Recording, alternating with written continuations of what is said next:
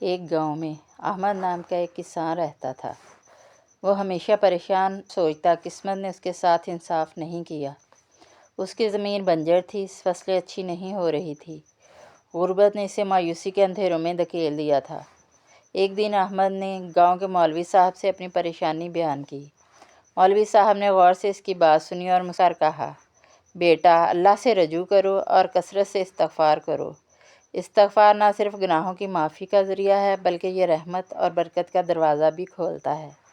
اللہ نے فرمایا، استغفار کرو، تم پر آسمان سے بارش ہوگی اور مال و اولاد میں اضافہ ہوگا۔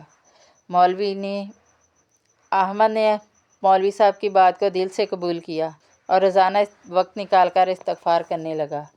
وہ دن رات اپنی غلطیوں کی معافی مانگتا اور دل سے دعا کرتا۔ چند مہینے گزرے تو انگیز واقعات پیش آنے لگے۔ ایک دن آسمان پر بادل چھا گئے اور کئی دن تک بارش ہوئی۔